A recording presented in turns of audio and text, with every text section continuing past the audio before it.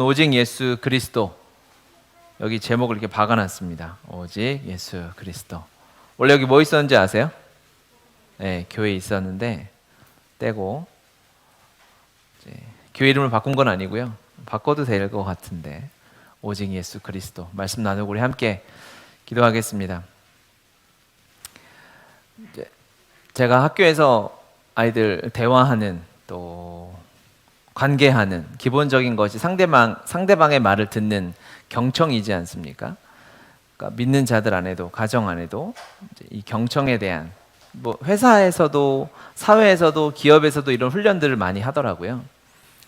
그래서 경청하는 훈련들, 그러니까 어릴수록 이게 잘 안 되잖아요. 자기 의사만 표현하고 자기 하고 싶은 대로만 하고 싶은데 성숙해 간다는 것이 이제 다른 사람의 말을 이제 귀 기울여 듣게 되는 것이고, 그렇죠?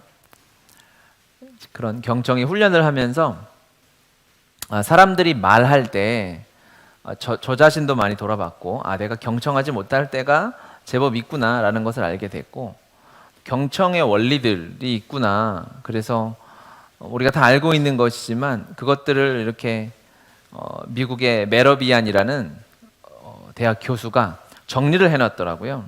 이게 뭐냐면 이게 메러비안의 법칙이라는 건데, 뭐냐면 사람이 말을 할 때 우리는 말의 내용, 말에 전달되는데 말의 내용이 한 7% 정도 영향을 끼친다라고 하고요. 목소리, 톤이 38%, 그리고 표정과 태도가 합쳐서 55%.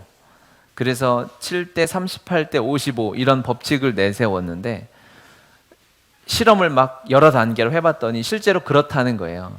그러니까 우리도 말에 텍스트 문장이 있지만 잘한다라는 문장을 책으로 보면은 이게 무슨 내용인지 알기가 어렵잖아요. 잘한다라는 표현도 잘한다 이거 하고, 그렇죠? 잘한다 하는 거랑 잘한다 그냥 뭐예요? 무시하고 가는 거고, 정말 우리의 마음과 감정과 표현을 담아서 잘한다 라는 거 텍스트로 보면 똑같이 다 잘한다잖아요. 그런데 어떠한 태도로, 어떠한 표정으로, 어떠한 톤으로 말하느냐에 따라서 전달되는 게 완전 뜻이 다른 거죠.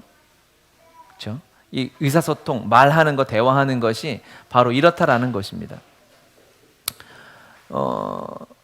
하나님의 말씀을 출애굽기를 계속 보면서 하나님이 출애굽기를 통해서 무슨 말씀을 하고 싶을까?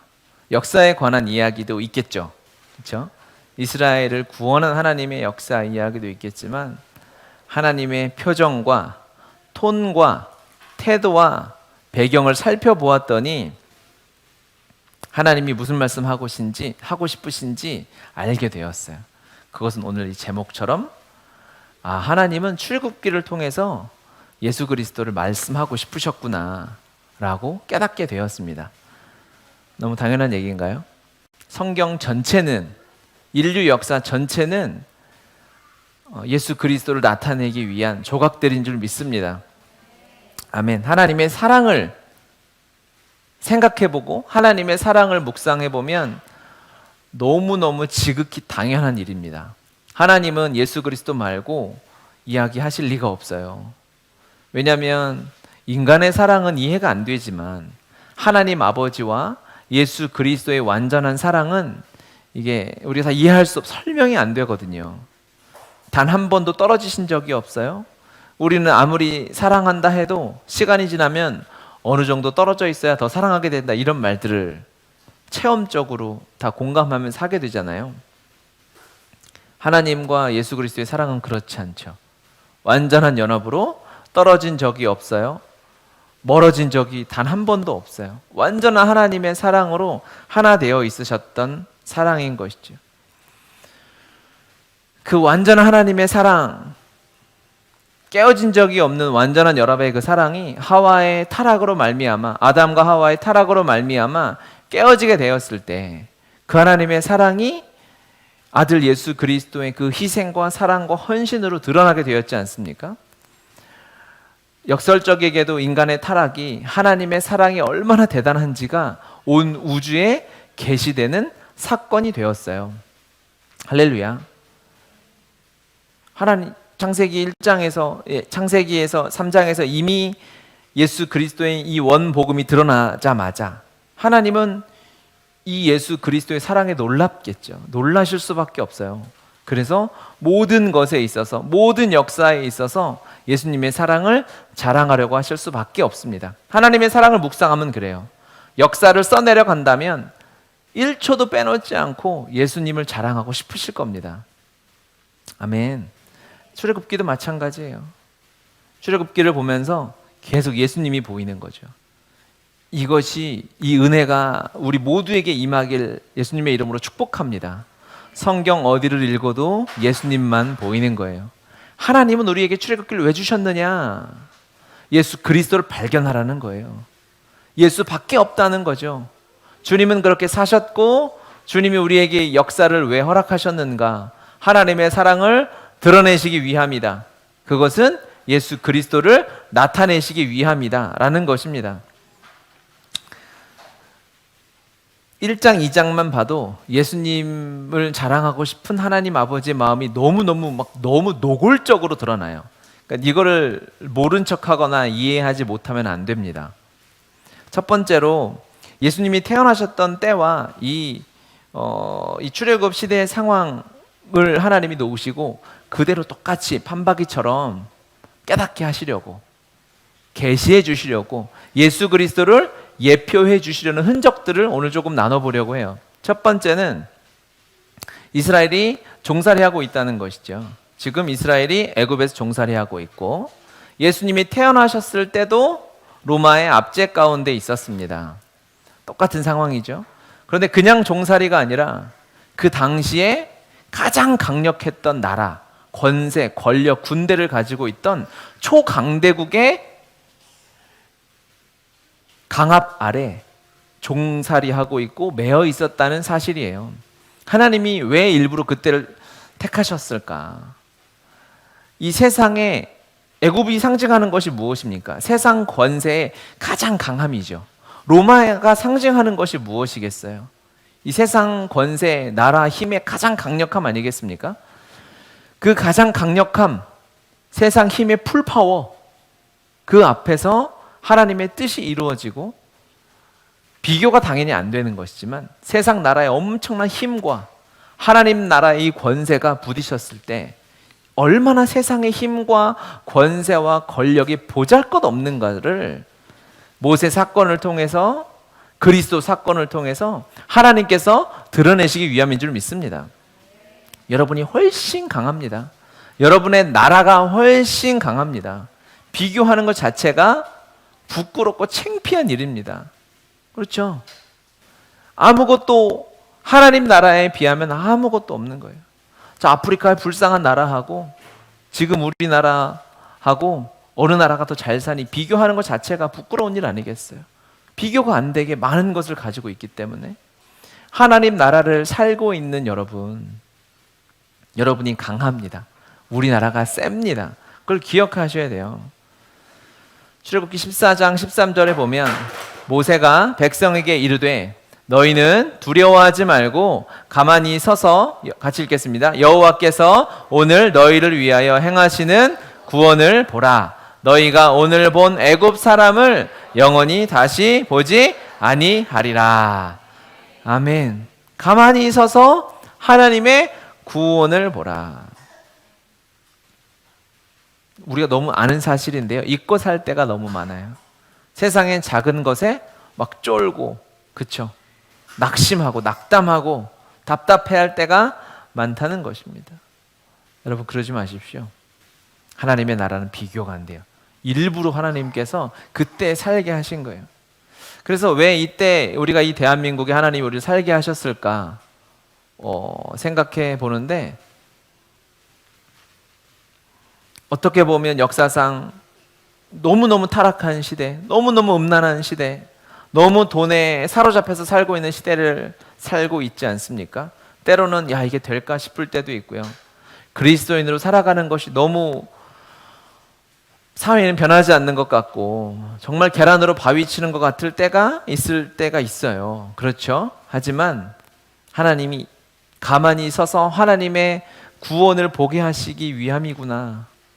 복음이 더 강하니까 하나님의 나라가 비교가 안 되게 능력이 있기 때문인 줄 믿습니다. 보게 하실 것입니다.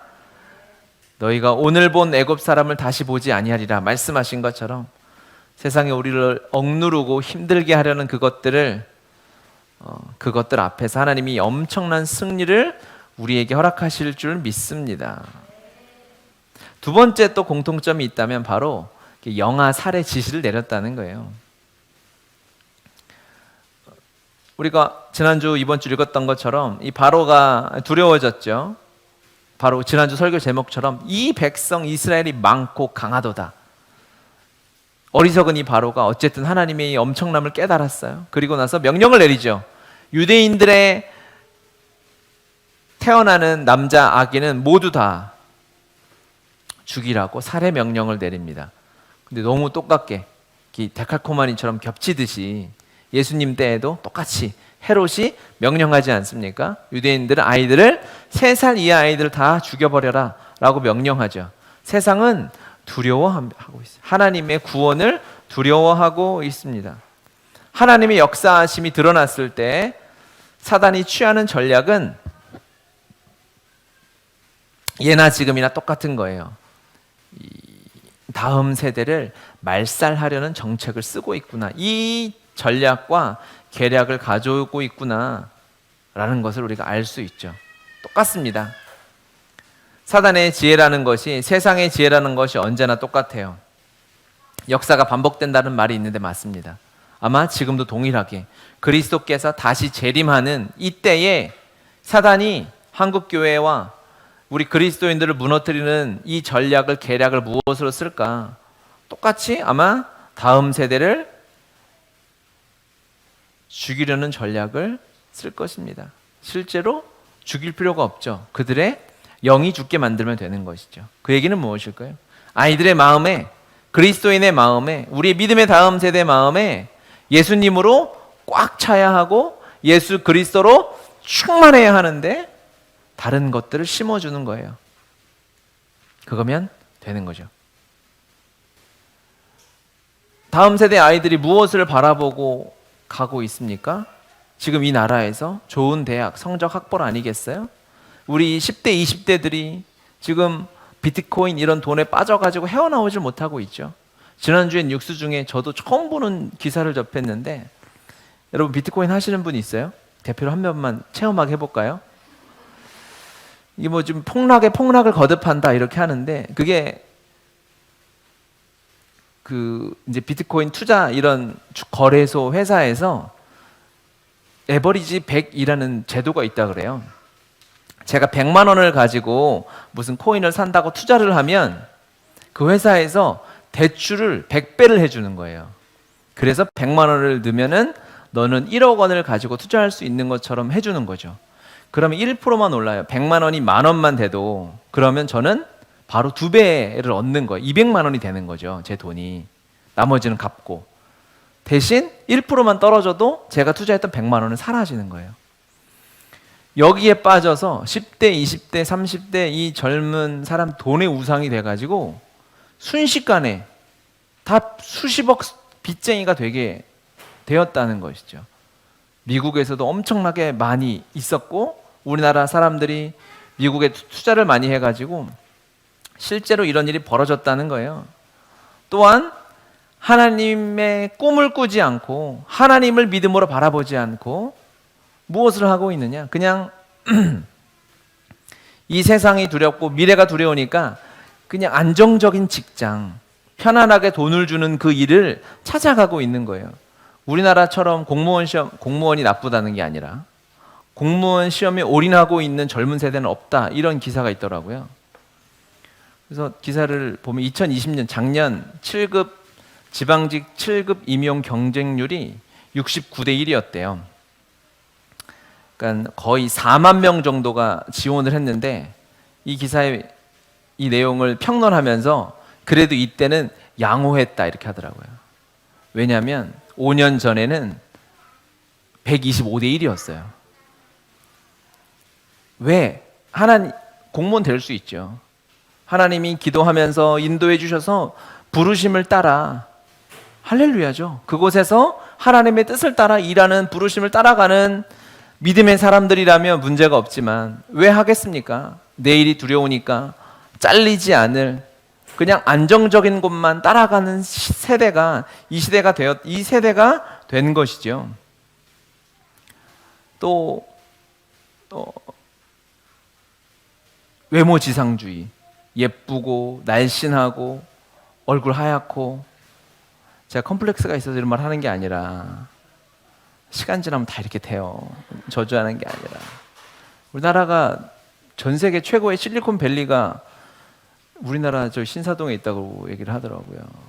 저 샌프란시스코에 있는 게 아니라 그냥 방학이든 뭐든 세상이 좋다 화려한 이 정확하게 애굽의 문화거든요.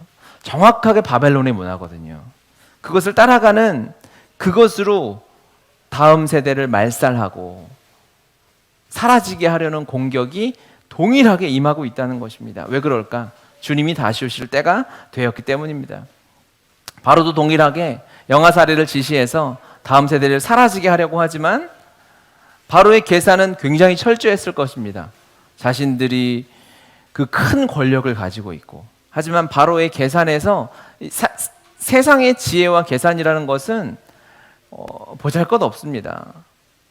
하나님이 개입하시기 시작하면 박살나는 거예요.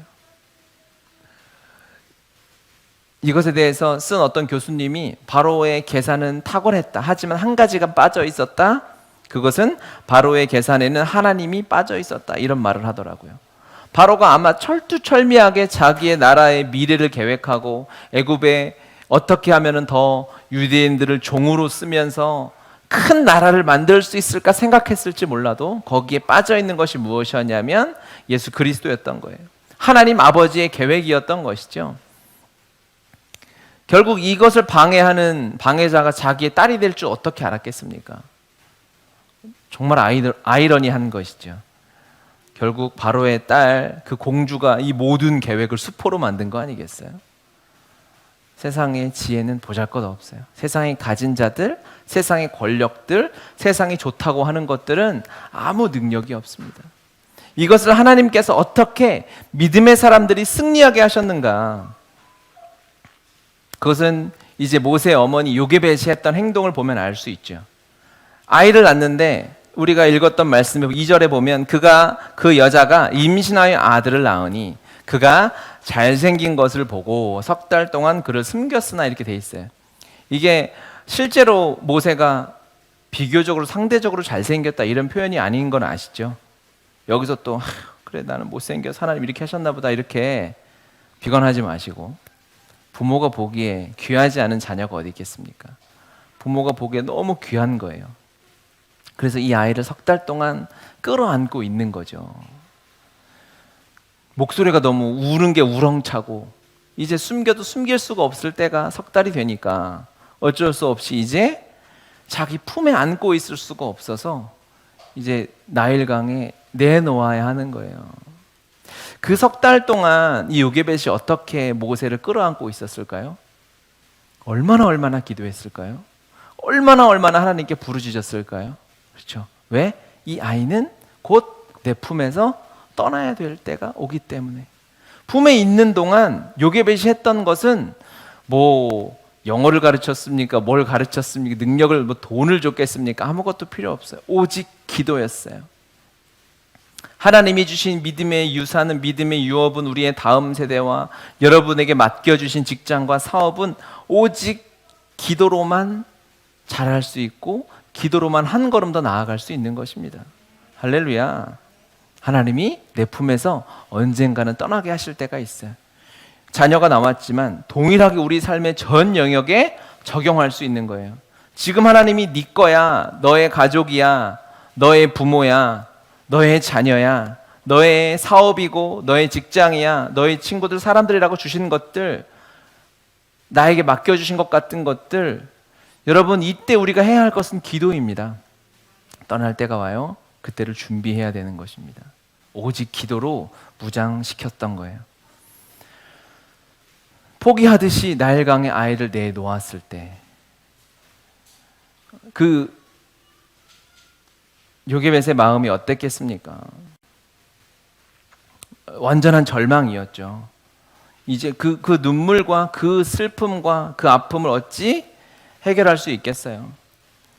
하지만 하나님의 계획이 있으면 그것이 망하는 길이 아니라 내 품에 있을 때 하나님이 내어놓을 수밖에 없는 상황으로 인도하셨을 때 기꺼이 기도하고 하나님께 내놓았을 때 그것이 완전히 사는 것임을 이제 모세의 어머니 요게벳은 알았을 것입니다.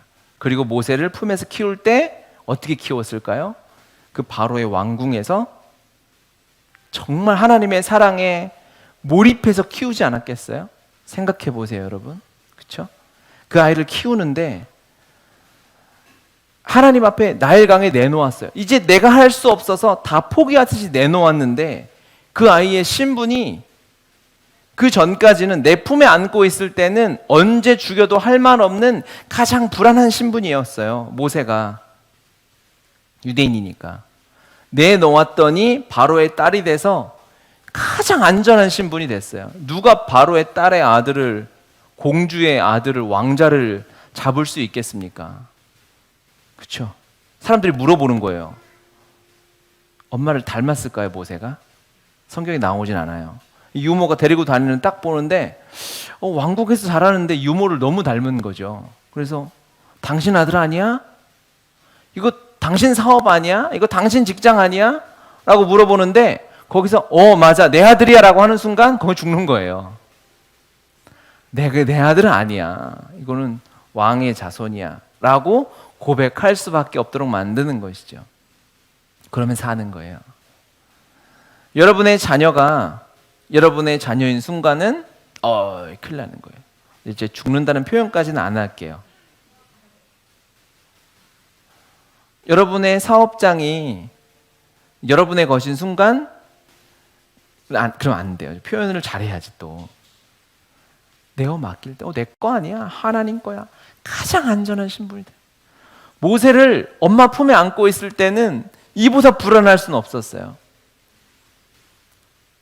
하나님의 상황에 어쩔 수 없이 밀려가는 것 같지만 하나님 앞에 내놓았을 때 그때는 가장 안전한 왕의 신분을 모세가 얻고 살아가는 것입니다. 할렐루야.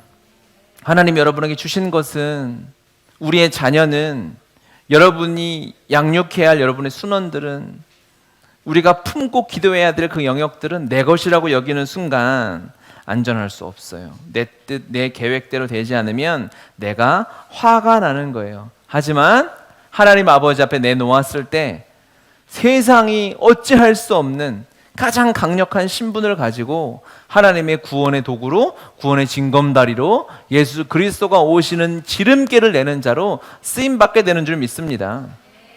자녀를 양육하는 분들은 이 말씀을 문자 그대로 받아들여야 되겠죠.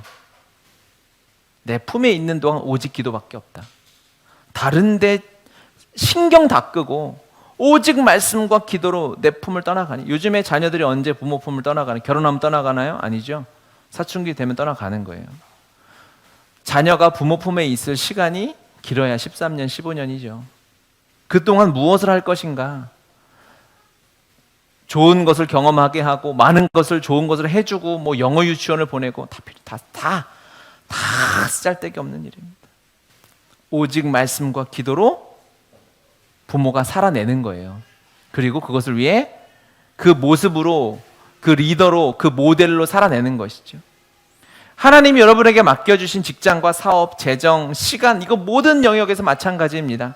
내 것이라고 여기고 내 시간을 내 뜻대로 내 마음대로 내 삶을 즐기면서 누리면서 살기 시작하면 이제 죽어가는 시간들이 생기는 거예요. 하지만 주님 앞에 내어 맡기십시오. 수없이 우리가 하는 말이죠. 하나님께 맡겨라. 실제입니다. 이것은 실제, 말씀을 보니까 실제잖아요. 주님 앞에 맡겼더니 사는 것이고 내가 내 뜻대로 조정하려고 했더니 가능성이 없는 불안한 상황이 되는 것입니다. 주님께 맡길 때 주님께 맡겨야 된다는 것을 깨달았을 그때가 하나님의 은혜가 엄청나게 임하고 있는데 하나님의 음성을 들어야 돼요. 하나님의 뜻을 알아야 되는 것입니다. 이 모세를 키우는 이 요게벳의 마음이 어땠을까요? 내려놓고 어쨌든 이제 이제 이 요게벳이 가정교육을 잘 시킨 거는 확실한 것 같아요. 떠내려가는 걸 보고 거기 모세의 누이라고 미리암이 나오지 않습니까? 이 미리암이 몇 살인지 나오지 않지만 지혜로운 거잖아요. 공주가 건져가는 걸 보고 히브리인이네, 유대인이라는 말을 듣고 그럼 공주시여 유대인이니까 유대인 유모를 데려올까요? 이렇게 거기서 바로 치고 들어가가지고 이걸 해가지고 애 키우면서 월급 받으면서 애 키우기 엄마를 취업시켜줬잖아요. 딸을 잘 키워야 된다. 딸이 최고다. 이런 명언이 여기서 나오기도 하는데 이 미리암이 이 지혜는 하나님께서 주신 지혜 아니겠습니까? 부모가 얼마나 가정에서 하나님의 지혜를 구하며 기도하며 키웠는지 알 수 있어요. 어쨌든 딸 축복합니다. 잘하세요 부모님한테. 그래가지고 이제 이게 간 거잖아요. 왔어요. 모세를 하루하루 왕궁에서 내 아들을 키우는데 이 요게벳 모세 어머니의 마음이 어땠을까를 생각해 보는 거예요. 와, 살았다. 저것들 저 옆집, 뒷집, 앞집 애들 다 죽었는데 와, 우리 아들은 살렸다. 이러면서 살았을까요? 하나님을 경외하는 자였기 때문에 어떤 생각이 들었을까? 하나님 앞에 궁금증이 너무 많았겠죠. 모든 유대인들의 아기를 다 바로 죽였을까요? 엄마가 그렇게 못합니다. 숨겨뒀다가 죽이고 아마 석 달 있다가 나일강에 뛰어보냈어 갈대상자에 아이를 태웠던 것도 아마 그런 소문들을 듣지 않았을까. 엄마가 자기 손으로 왕의 명령이라 해도 내가 죽으면 죽었지 아이를 죽일 수 있는 엄마가 어디 있겠어요. 잡으러 관청에서 산파들이 와서 죽이는 일들이 일어나니까 그렇게 죽어가는 수많은 아이들이 있는데 하나님이 왜 우리 아이 모세는 살리셨을까? 왜 살리셨을까? 그 생각을 할 수밖에 없는 거예요. 왜 나한테 이런 은혜를 주셨지? 그걸 깨달았겠죠. 이 모세의 목숨은 하나짜리의 목숨이 아닌 거예요. 그 당시에 죽었던 1000명, 10,000명의 아이들의 목숨이 그 안에 다 들어있는 거죠. 그 소망과 희망이 왜 은혜를 받았으니까. 은혜를 넘치게 주셨다는 것은 우리가 은혜를 받잖아요. 은혜가 1인분이 아니에요. 제가 받아보니까 여러분 밥도 몇 인분 먹잖아요. 은혜도 하나님 1인분씩 안 주시더라는 거예요. 묵상해보고 내 삶을 돌아보니까 하나님이 내 삶에 일하신 역사들을 보니 은혜가 1인분씩 오지 않고 막 10인분, 100인분, 1000인분씩 오더라는 거예요. 그 증거가 뭡니까? 여러분이 월급을 받고 살아가는데 여러분 쓸 것만 오지 않잖아요. 여러분도 쓰고 하나님 나라에도 드리고 또 불쌍한 우리 열방의 컴패션 아이들도 섬기고 그렇죠? 또 친구들도 섬기고 부모님도 섬길 수 있는 만큼 오지 않습니까? 돈만 봐도 우리의 건강도 마찬가지입니다. 우리의 시간도 사람들도 하나님이 그것만 주시지 않고 모세 한 사람에게 막 은혜를 그 생명을 몰빵해서 주시는 거예요. 왜? 모세를 이것은 요게벳에게 하는 하나님의 메시지인 것입니다. 네 아들을 살려서 너 어떻게 키울 거야? 한 명 키우듯이 내 자식 내 품에서 키우듯이 키우는 것이 아니라 이거 1000명짜리 생명이구나. 이거 10,000명짜리 생명이구나. 어떻게 키웠겠어요? 왕궁의 그 화려하고 모든 풍요 속에서 오직 기도로 하나님 야훼 이름을 그의 마음에 가르치고 하나님을 섬겨야 하고 아브라함의 하나님, 이삭의 하나님, 야곱의 하나님, 요셉의 하나님 귀에 못이 박히도록 가르치지 않았겠습니까? 틈이 나는 대로. 은혜 받은 자는 이런 거예요. 여러분이 받는 은혜가 1인분짜리가 아니다. 최소 2인분, 3인분 밥 먹는 얘기가 아니니까. 그렇죠. 지금 이 시대에 대한민국에서 우리가 하나님을 믿고 살아가는 것 엄청난 은혜를 몇 인분일까요? 100인분, 1000인분짜리를 받고 살아가지 않을까요? 최소 저는 대한민국의 한국 교회에 그리스도인들에게 최소 2인분 이상의 복은 주셨다라고 생각해요. 1인분은 여러분 거, 1인분은 저 북한에 있는 우리 믿음의 사람들 거. 제가 그래서 또 북한을 몰아가려고 하는 게 아니라 상식적으로 그렇잖아요. 우리가 뭘 잘해서 차로 2시간만 가면 바로 북한이 있는데 거기서 태어날 수도 있었어요. 개성이나 평양이나 함경도에서 우리가 태어날 수 있었다고요. 그런데 하나님이 왜?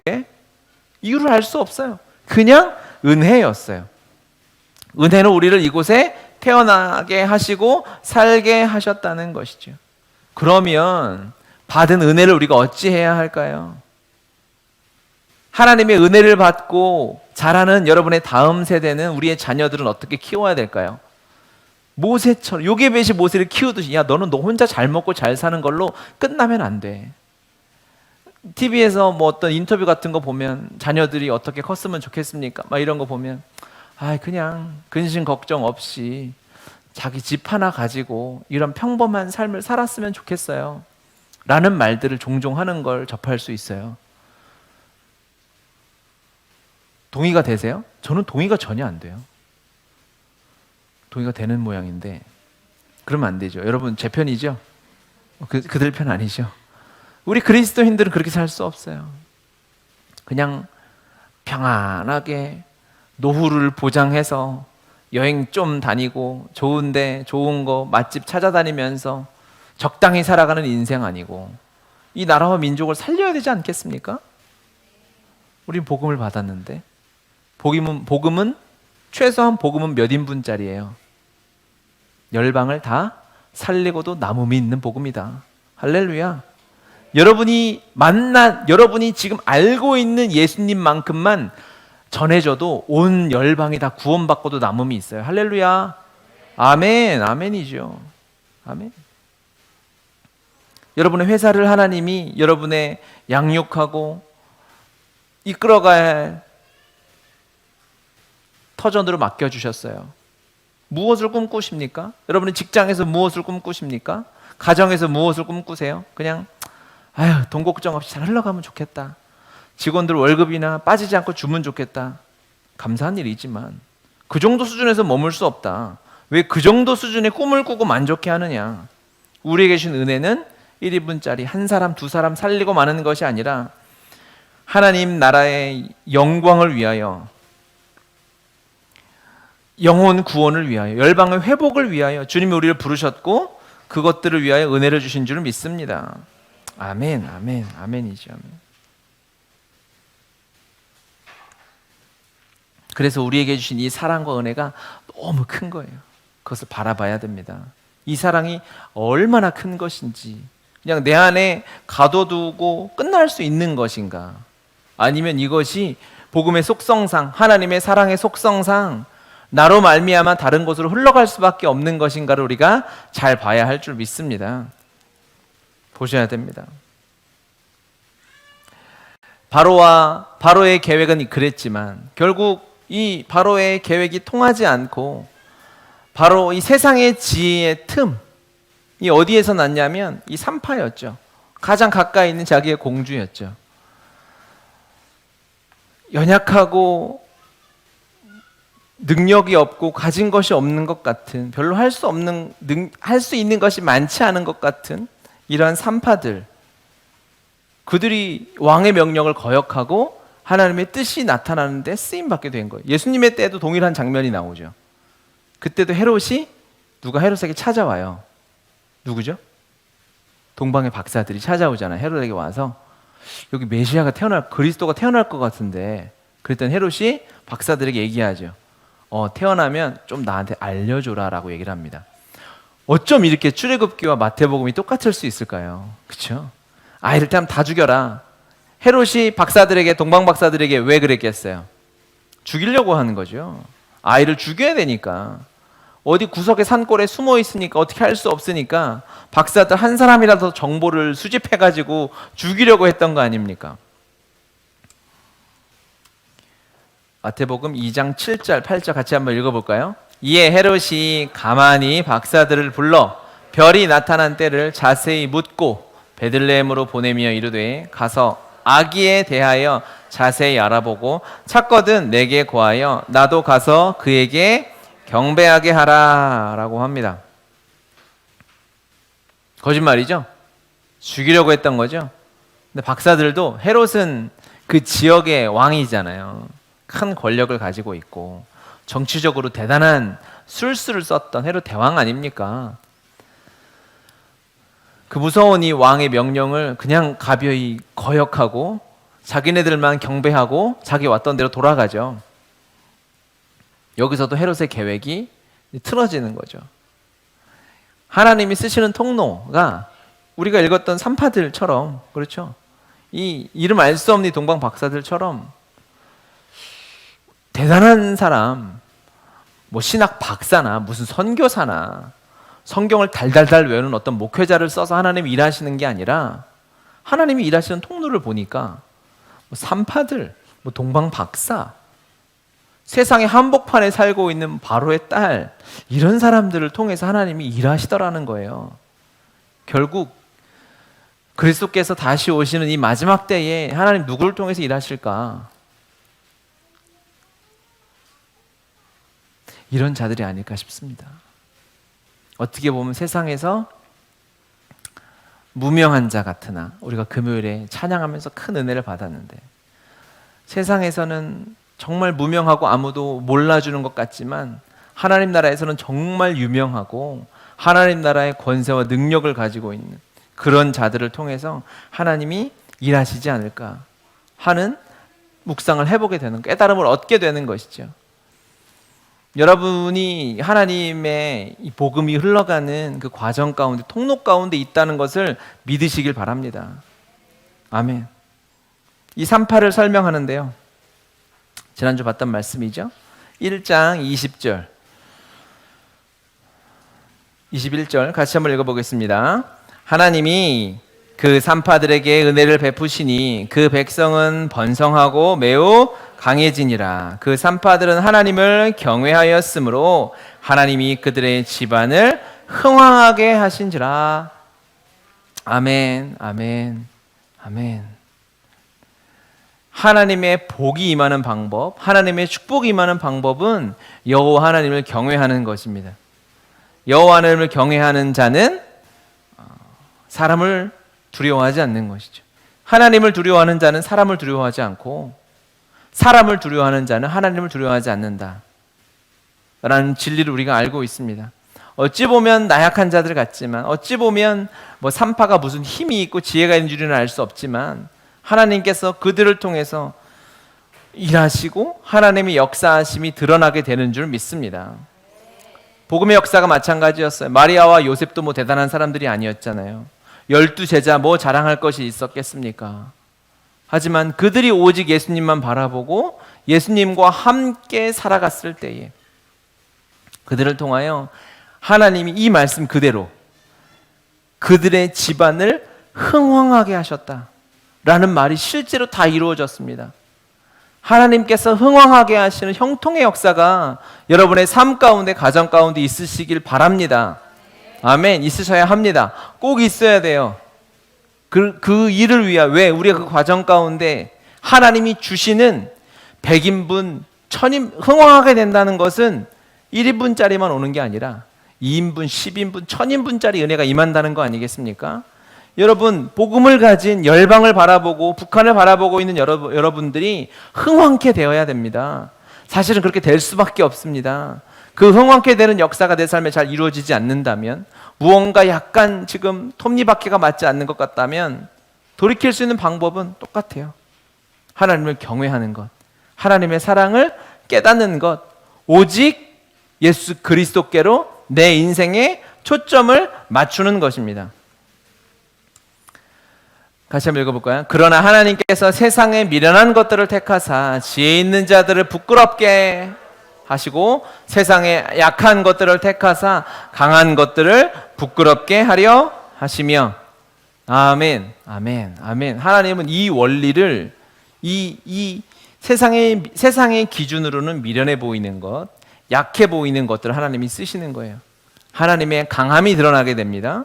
하나님의 계획이 얼마나 능력이 있는지가 드러나게 됩니다. 우리가 낙심했을 때 그래서 하나님의 영광이 찬란한 거예요.